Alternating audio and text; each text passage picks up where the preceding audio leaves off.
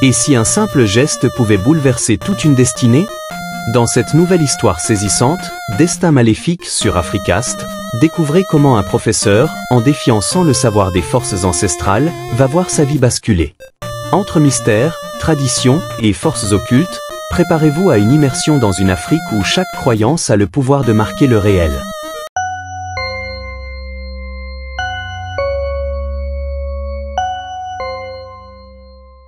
Le soleil se levait doucement sur le village de Kadiougou, baignant les cases en terre rouge d'une lumière dorée.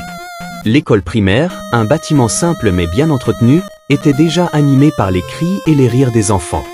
À l'intérieur de la salle de classe du CM2, le professeur Kofi ajusta ses lunettes, son visage sévère marqué par des années de frustration face à des élèves indisciplinés.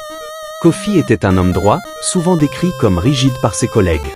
Pour lui, l'éducation n'était pas seulement un métier, c'était une mission sacrée. Mais aujourd'hui, quelque chose dans l'air semblait différent. Les élèves étaient plus bruyants que d'habitude et au fond de la classe, Awa, une fille de 12 ans aux yeux perçants, ne cessait de chuchoter avec ses camarades. « Silence !» tonna Kofi, frappant son bureau avec une règle en bois. Le bruit fit sursauter certains élèves, mais Awa continua tranquillement sa conversation, comme si elle ne remarquait pas l'autorité du professeur. « Awa, je t'ai demandé de te taire », répéta Kofi, exaspéré. Sa voix résonnait entre les murs de la classe, mais Awa releva lentement la tête, fixant Kofi avec une assurance déconcertante. « Je parle quand je veux », répondit-elle calmement, presque avec défi. Ces mots tombèrent comme une pierre dans une mare tranquille. Les autres élèves retinrent leur souffle, conscients que personne n'avait jamais osé défier Kofi ainsi. La colère monta en Kofi, bouillonnant sous sa surface habituellement contrôlée. Sans réfléchir, il se précipita vers Awa, dans un geste brutal, gifla violemment la jeune fille. Le bruit sec résonna dans la pièce silencieuse, suivi d'un silence de plomb. Tous les regards étaient braqués sur Kofi, puis sur Awa, dont le visage resta impassible malgré la marque rouge qui apparaissait sur sa joue. Awa se leva lentement, sans pleurer ni crier. Elle planta son regard dans celui de Kofi, un regard froid et inquiétant. « Vous ne giflerez plus jamais personne de votre vie », murmura-t-elle avant de quitter la classe, laissant derrière elle une atmosphère pesante. Les élèves échangèrent des regards incrédules. Certains tremblaient, tandis que d'autres essayaient de comprendre ce qui venait de se passer. Kofi, encore sous le coup de la colère, se rassit à son bureau, convaincu que son autorité avait été restaurée. Mais au fond de lui, il sentait déjà une gêne sourde, comme si quelque chose d'invisible s'était mis en mouvement. Le lendemain matin, Kofi fut convoqué chez le directeur de l'école. Là, il trouva les parents d'Awa, assis avec une dignité glaciale. La mère, une femme imposante aux traits sculptés par le temps, portait une robe traditionnelle ornée de motifs complexes. Le père, un homme grand et mince, arborait un bâton sculpté qu'il tenait fermement entre ses mains. « Professeur Kofi, nous sommes ici pour parler de ce qui s'est passé hier », commença le père d'Awa d'une voix calme et ferme. « Ma fille a été insultée et agressée physiquement devant tous ses camarades. Cela ne peut rester impuni. » Kofi, mal à l'aise, tenta de justifier son geste. « Votre fille était insolente et perturbait toute la classe. J'ai fait ce qui était nécessaire pour maintenir l'ordre. » La mère d'Awa secoua la tête, ses yeux noirs brillant d'une lueur étrange. « Vous ne comprenez pas, professeur. Notre famille est protégée par un totem ancestral. Ce que vous avez fait hier, vous avez transgressé une loi sacrée. » Kofi éclata de rire, méprisant. « Un totem? Des superstitions. Je suis désolé, mais je refuse de croire à ces histoires. » Les parents d'Awa échangèrent un regard entendu avant de se lever. Avant de partir, la mère ajouta « Vous verrez bien. Nous avons prévenu les ancêtres. Maintenant, c'est entre vous et eux. » Cette nuit-là, Kofi rêva pour la première fois. Il se trouvait dans une forêt dense, où des ombres menaçantes dansaient autour de lui. Des voix lointaines murmuraient « Tu as franchi une ligne. » Il se réveilla en sueur, persuadé que ce n'était qu'un mauvais rêve. Mais le lendemain matin, alors qu'il se lavait les mains, il remarqua une légère inflammation sur sa main droite, celle qu'il avait utilisée pour gifler Awa. D'abord insignifiante, cette marque allait bientôt changer sa vie pour toujours. Au début, Kofi pensa que l'inflammation était due à une piqûre d'insecte ou à une allergie passagère. Mais les jours suivants, la situation empira. La peau de sa main devint rouge vif, puis gonfla légèrement, comme si elle retenait une pression interne. Il appliqua des crèmes apaisantes, mais rien n'y faisait. Pendant ce temps, les cauchemars continuèrent. Chaque nuit, Kofi se retrouvait dans des lieux sombres et inconnus, poursuivi par des formes indistinctes. Parfois, il entendait la voix d'Awa résonner dans le vide, « Vous avez choisi votre destin. Abonne-toi et partage ». Un soir, incapable de dormir, Kofi décida de consulter un guérisseur local, un vieil homme appelé Baba Sori, connu pour ses connaissances en médecine traditionnelle. Après avoir examiné la main de Kofi, Baba Sori hocha gravement la tête. « Cette blessure n'est pas naturelle, professeur. Quelque chose de puissant a été invoqué contre vous. » Kofi, sceptique, balaya l'idée d'un revers de main. « Ce sont des superstitions, Baba Sori. Je suis simplement fatigué et stressé. » Baba Sori insista, « Si vous ne faites rien, cette malédiction vous consumera. Retournez voir la famille d'Awa et demandez pardon. Sinon, les conséquences seront terribles. » Malgré les avertissements, Kofi refusa d'écouter. Il était un homme moderne, rationnel, et il ne céderait pas à ce qu'il considérait comme des mensonges archaïques. Mais au fond de lui, la peur commençait à gronder. Les jours suivants, Kofi sentit que son monde s'effritait lentement. Ce n'était pas seulement sa main droite, désormais rouge et gonflée comme une branche d'arbre sur le point de se fendre, mais aussi l'atmosphère autour de lui. Les regards des villageois avaient changé. Lorsqu'il traversait le marché ou passait devant les cases, il percevait des chuchotements étouffés, des murmures qui suivaient chacun de ses pas. Certains détournèrent les yeux, tandis que d'autres le fixaient avec une pitié mêlée de crainte. Un matin, alors qu'il tentait de se rendre à l'école, un groupe d'enfants jouant près du puits se figea en le voyant approcher. L'un d'eux cria « C'est lui !» Celui qui a levé la main sur Awa. Avant que Kofi ne puisse réagir, ils s'enfuirent en courant, leur rire nerveux résonnant dans l'air chaud du matin. Ces scènes répétées commencèrent à miner son moral. Il avait toujours été respecté, redouté même, mais aujourd'hui, il se sentait comme un paria. La situation empira lorsqu'un article anonyme parut dans le journal local du village. Le professeur maudit. Quand la tradition rencontre la colère des ancêtres, l'article décrivait en détail l'incident avec Awa et l'état actuel de Kofi. L'auteur évoquait des rumeurs selon lesquelles Kofi serait victime d'une malédiction ancestrale. Le texte était accompagné d'une photo floue de sa main enflée, prise à son insu par un parent d'élève. Furieux, Kofi alla immédiatement voir le directeur de l'école pour protester contre ce qu'il considérait comme une campagne de diffamation.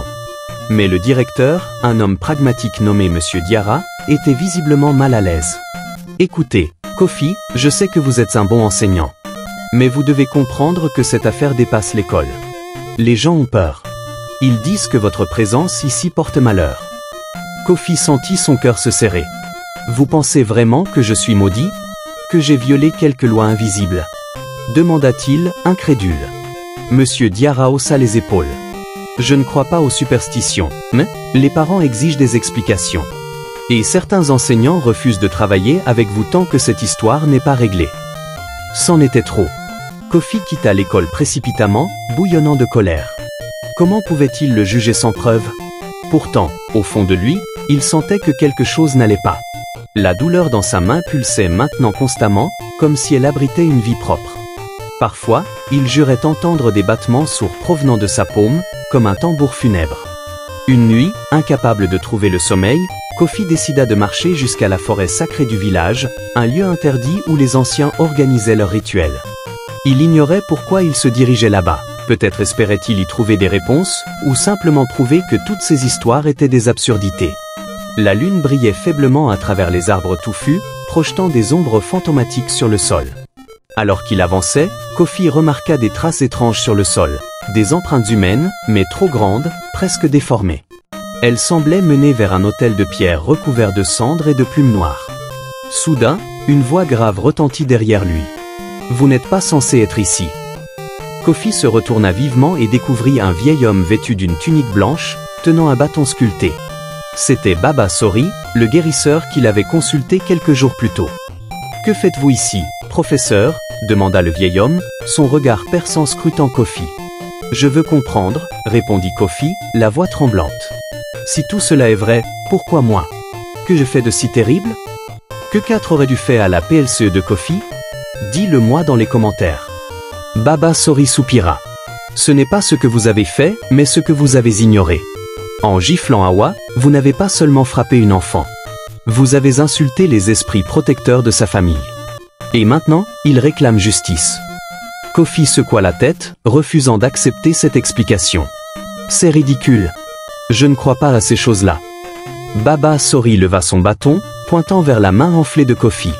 Regardez-la bien. Elle devient noire, n'est-ce pas? Bientôt, elle sera comme un morceau de bois mort. Et ensuite, elle se détachera. Kofi sentit un frisson glacé parcourir son dos. Il baissa les yeux vers sa main, dont la couleur virait effectivement au gris charbonneux. Il voulut fuir, mais ses jambes refusèrent de bouger. Baba Sori ajouta, d'une voix lugubre, « Vous pouvez encore demander pardon. Sinon, les esprits prendront ce qui leur appartient. » Cette nuit-là, Kofi rentra chez lui, hanté par les paroles du guérisseur. Pour la première fois, il commença à envisager que peut-être, juste peut-être, il y avait quelque vérité dans ces histoires. Le lendemain matin, Kofi se réveilla avec un sentiment de malaise qui pesait sur lui comme une chape de plomb. La douleur dans sa main s'intensifiait, et la noirceur gagnait du terrain, grimpant maintenant jusqu'à son poignet. Il tenta de dissimuler son angoisse en portant un gant épais, mais il savait que cela ne tromperait personne. Les regards des villageois étaient déjà suffisamment accusateurs. Ce jour-là, une réunion exceptionnelle fut organisée dans la grande case du conseil, où les anciens discutaient des affaires importantes du village. Kofi y fut convoqué par le chef du village, un homme respecté nommé Baba Bakari, dont la barbe argentée semblait contenir toute la sagesse des générations passées. Lorsqu'il entra, Kofi sentit immédiatement l'hostilité dans l'air. Les membres du conseil étaient assis en cercle, leurs visages graves éclairés par la lumière vacillante d'une lampe à huile. « Professeur Kofi », commença Baba Bakari d'une voix solennelle, « nous sommes ici pour discuter de votre situation. Vous avez offensé une famille protégée par nos traditions, et certains pensent que cela a perturbé l'équilibre de notre communauté. » Kofi essaya de garder son calme. « Ce n'est qu'un incident isolé. Je n'ai fait que mon travail en tant qu'éducateur. » Un murmure parcourut l'assemblée. Certains approuvèrent timidement, tandis que d'autres secouèrent la tête avec désapprobation. Un vieil homme au visage ridé prit la parole. « Professeur, vous êtes instruit, mais vous semblez ignorer les lois invisibles qui régissent notre monde. Votre geste a ouvert une porte que nous ne pouvons plus refermer. » Les parents d'Awa étaient également présents, assis légèrement à l'écart. Le père d'Awa se leva alors, tenant toujours son bâton sculpté. « Nous avons prévenu les ancêtres, professeur. Ils ont décidé de votre sort. Si vous ne demandez pas pardon publiquement et ne purifiez pas votre âme, cette malédiction continuera de vous consumer. » Kofi sentit la colère monter en lui. « Vous me demandez de m'humilier devant toute la communauté? Pour un simple geste disciplinaire? C'est absurde. » La mère d'Awa intervint alors, sa voix douce mais empreinte d'autorité. « Ce n'est pas une question d'humiliation, professeur. C'est une question de respect. Vous avez choisi de défier nos coutumes. Maintenant, vous devez accepter les conséquences. » Les anciens hochèrent la tête en signe d'approbation. Kofi, cependant, resta inflexible. Il quitta la réunion en claquant la porte derrière lui, ignorant les appels du chef du village. Plus tard dans la journée, Kofi croisa Awa près du puits du village. Elle était seule, remplissant calmement une cruche d'eau. Kofi s'approcha, son cœur battant à tout rompre. « Awa, écoute-moi. Tout ceci est ridicule. Tu dois mettre fin à cette mascarade. » Awa leva lentement les yeux vers lui, son regard aussi froid que celui d'un serpent. « Ce n'est pas moi qui ai commencé cela, professeur. C'est vous. »« Mais je ne suis pas responsable de ce qui m'arrive, » protesta-t-il, désespéré. Awa haussa les épaules. « Peut-être. Mais les esprits ne font pas de distinction entre accident et intention. Vous avez levé la main sur moi, et cela a déclenché quelque chose que personne ne peut arrêter. » Kofi sentit une sueur froide couler le long de son dos. « Que puis-je faire ?» Awa posa sa cruche et s'approcha de lui, si près qu'il pouvait sentir son souffle. « Vous pouvez encore demander pardon. Sinon, votre destin est scellé. » Elle s'éloigna ensuite, laissant Kofi seul avec ses pensées. Il réalisa alors que, malgré son scepticisme, il n'avait plus aucun contrôle sur la situation. Les jours suivants, la condition de Kofi empira dramatiquement. Sa main noircie semblait prendre vie, bougeant parfois sans qu'il ne la contrôle. Des fissures apparurent sur sa peau, laissant échapper une odeur nauséabonde. Les cauchemars devinrent insupportables, envahissant même ses heures de veille. Il voyait désormais des ombres partout, des formes indistinctes qui le suivaient où qu'il aille. Un soir, incapable de supporter davantage cette torture mentale et physique, Kofi décida de retourner voir Baba Sori. Cette fois, il était prêt à accepter son aide. « Guérisseur, je vous en supplie, aidez-moi. Je ferai tout ce que vous me demanderez. Baba Sori hocha gravement la tête. Il est presque trop tard, professeur. Mais je peux organiser une cérémonie de purification. Cependant, je ne peux garantir qu'elle fonctionnera. La cérémonie eut lieu 2 jours plus tard, sous la pleine lune. Tous les habitants du village étaient présents, certains par curiosité, d'autres par compassion. Kofi, vêtu d'une tunique blanche, se tint au centre d'un cercle tracé avec de la cendre. Baba Sori psalmodia des prières anciennes, invoquant les esprits pour qu'ils acceptent son repentir. Mais juste au moment où la cérémonie touchait à sa fin, un cri strident retentit. La main de Kofi explosa littéralement, projetant des fragments de chair noire dans toutes les directions. Les villageois reculèrent, horrifiés, tandis que Kofi tombait à genoux, hurlant de douleur. C'était la fin. Les esprits avaient parlé.